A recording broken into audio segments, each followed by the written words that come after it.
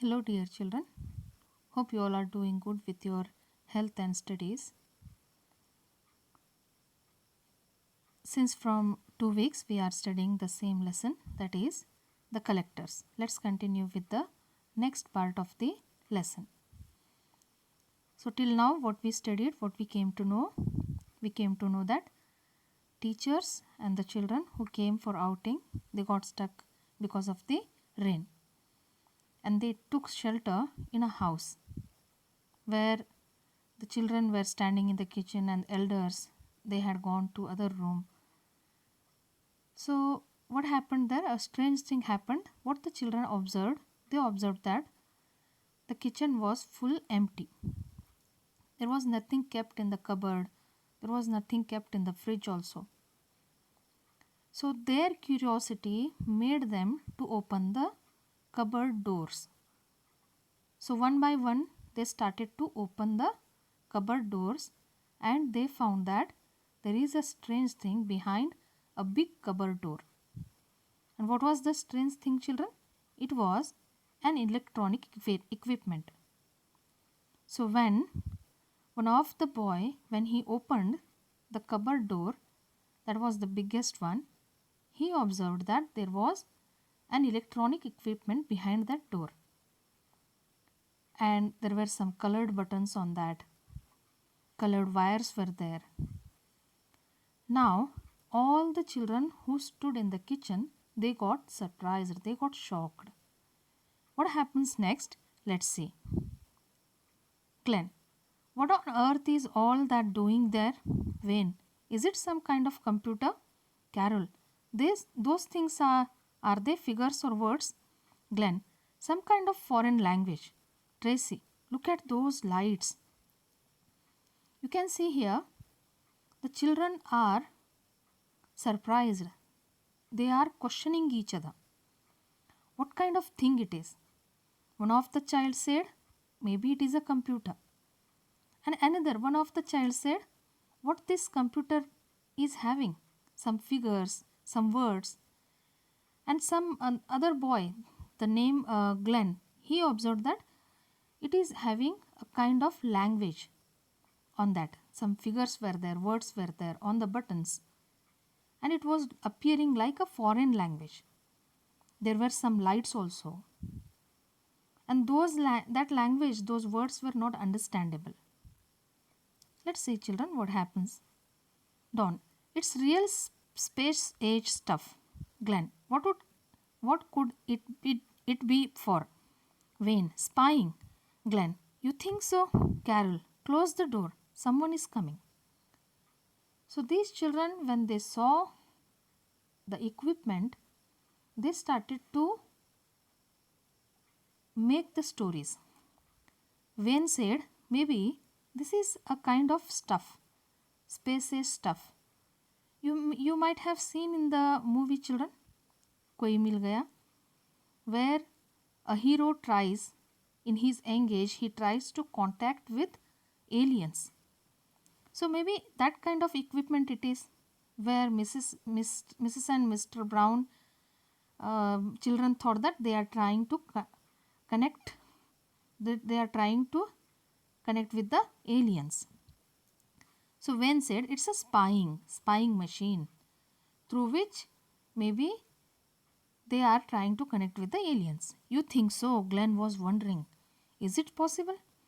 Then they heard someone was coming near to them. Let's see what happens. They closed the door, but it wasn't quite shut. Pete comes back. See, among these 6 children, Pete was not their children. So among these, only 5 children were left behind. Pete had gone to other room to see what the teachers are doing. So he came back. So children, those who were there observing the machine, they got scared, they got frightened when they heard that someone was entering the room. So they closed, in hurry burry, they closed the cupboard door. Who came there? It was Pete.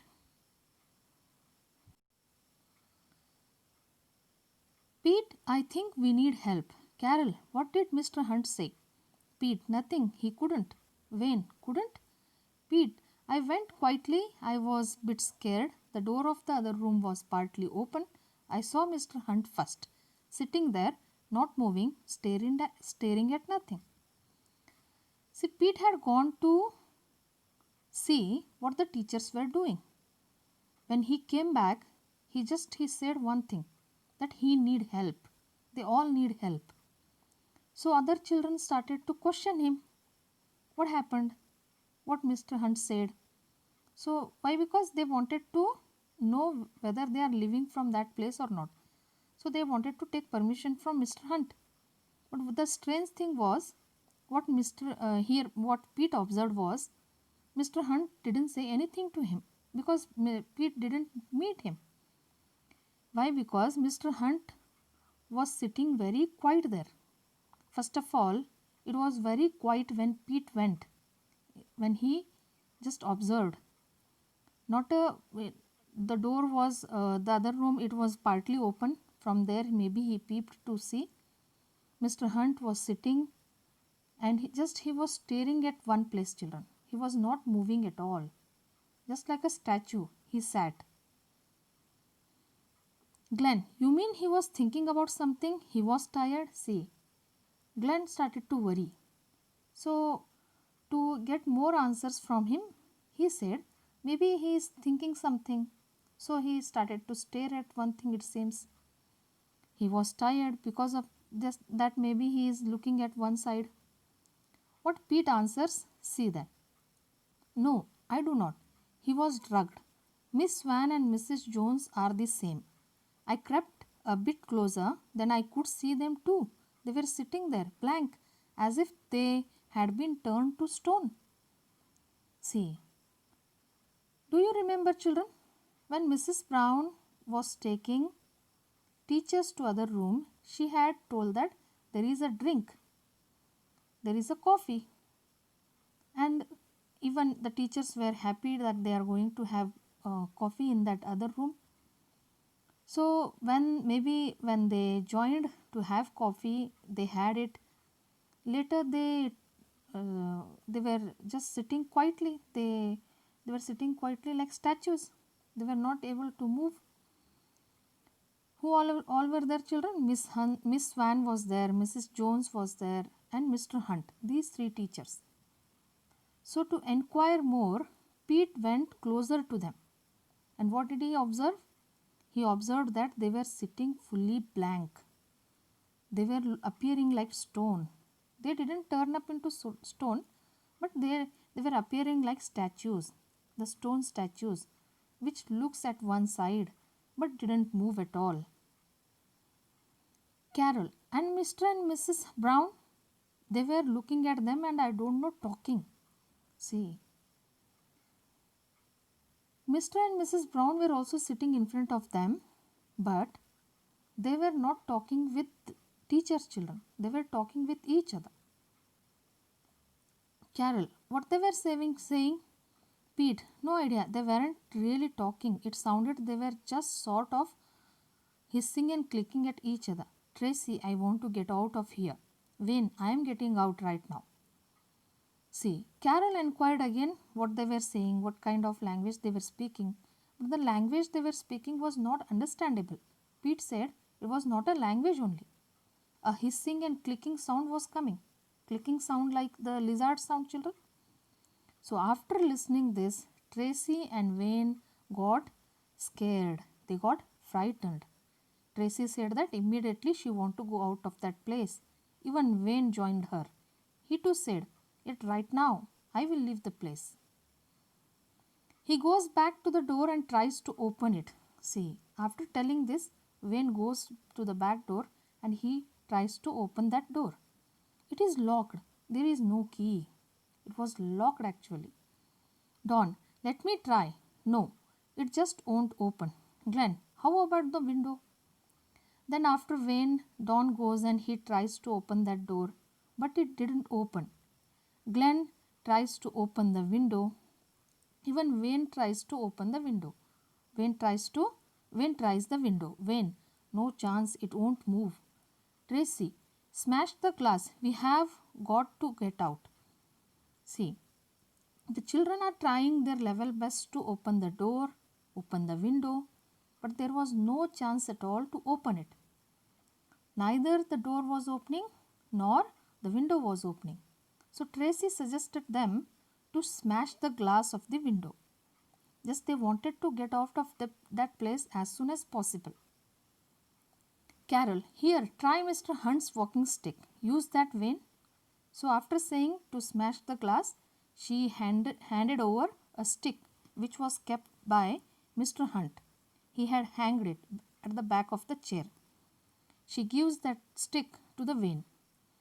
Vane tries to break the glass with the stick. Vane, it won't break. So what happens, children? Vane takes the stick and he smashes on the glass. But what happens? The glass didn't break. He hits the glass again. It bounces back. Glenn, let me try. He takes the walking stick and uses it. It's no use. That glass is like steel. Pete, come on. We will see if there is a way out through the front. Not only Vane, even Glenn tries his level best to smash the glass. But what it was happening, it was bouncing back. Then breaking the glass was just like a steel, children. Breaking the steel, it was not possible for them. So Pete tells them to stop it. And he says that let us find another way to go out from this place.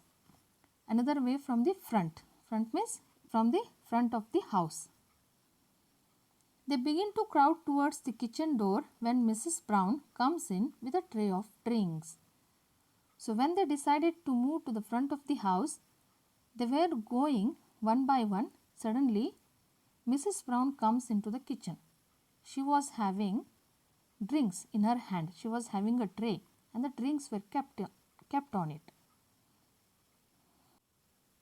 Mrs. Brown, good heavens, what's all this row? What on earth have you children been doing? So when she entered, she found strange that children are something they are doing. Means children were on the way.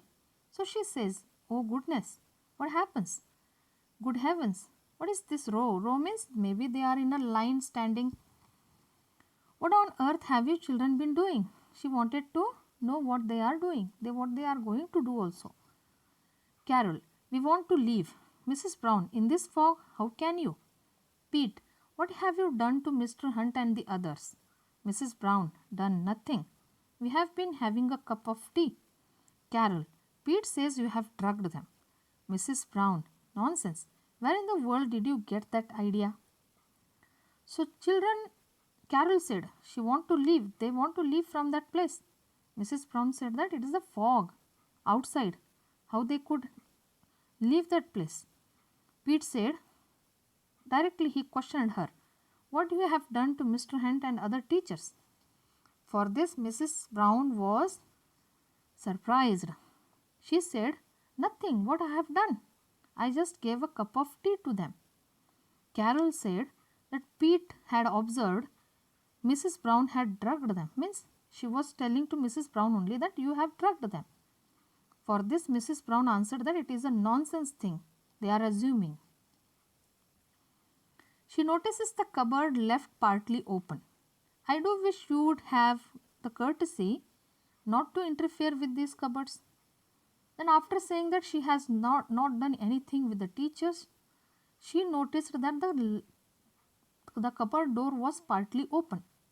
It was not fully open, children, partly open. Then she looked at children angrily. She said, I had warned you not to interfere, not to touch the cupboard doors. What you have done? She asked.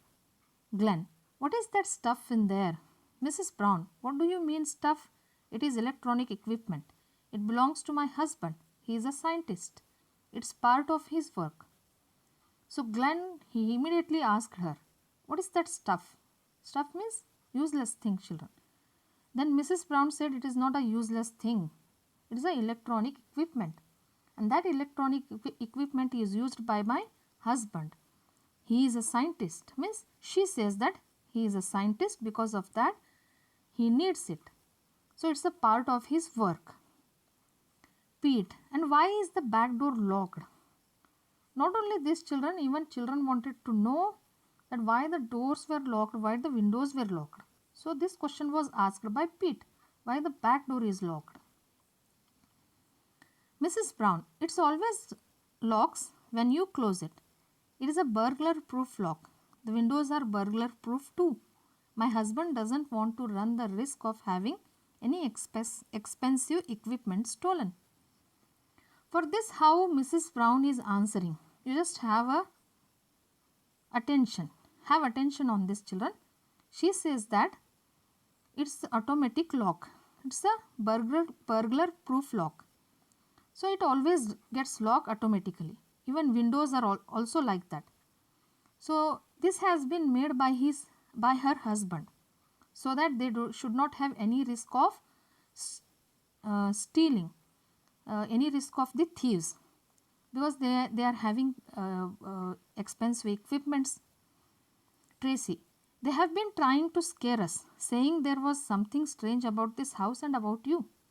For this, Tracy said that her friends were trying her to scare, telling that it's a strange place, that equipment is a strange equipment. To whom she says this? She says to Mrs. Brown, children.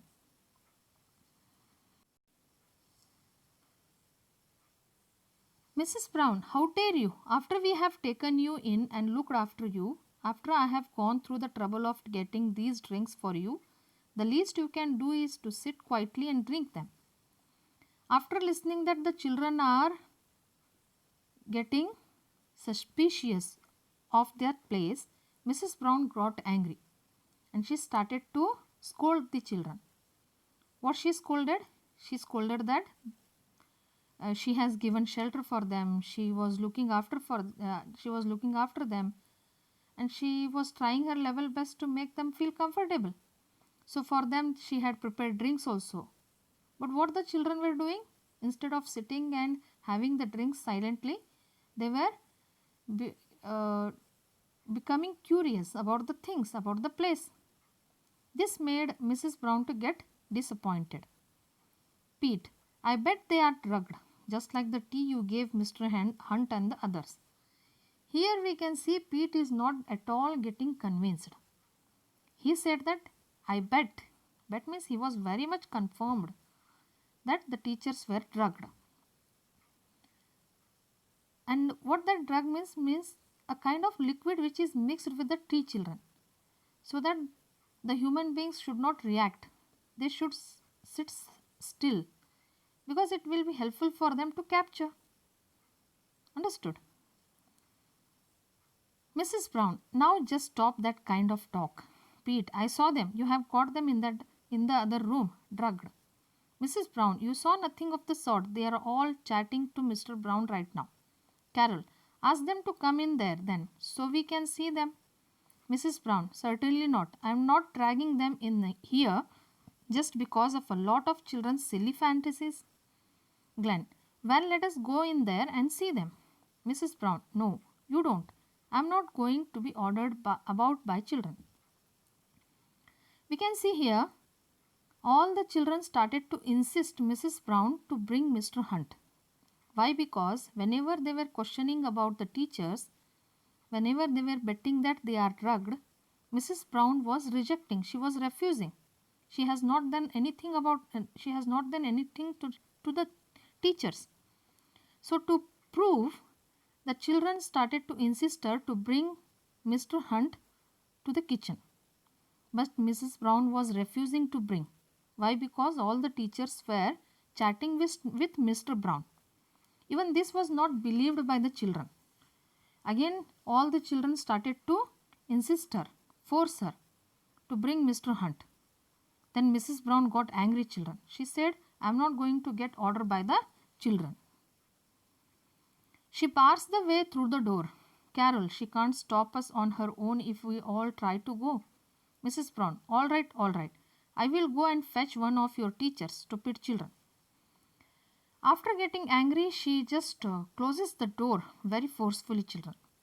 Then Carol got scared. She tells her friends that Mrs. Brown is not going to bring any of the teacher. Why to force her? Then Mrs. Brown said, yes, all right. I will go one of your teacher. I will go and fetch one of your teacher. Then she just scolded them by telling that stupid children. By saying this, she goes out. Dawn, see, she is going to bring them. Tracy, they aren't drugged at all. You were trying to scare us. Dawn, you are stupid, Pete. Tracy, it's an ordinary house. They are ordinary people. Dawn, frightening us like that? You are rotten. Pete, I know what I saw. Give us that walking stick, Glenn. Glenn, here you are.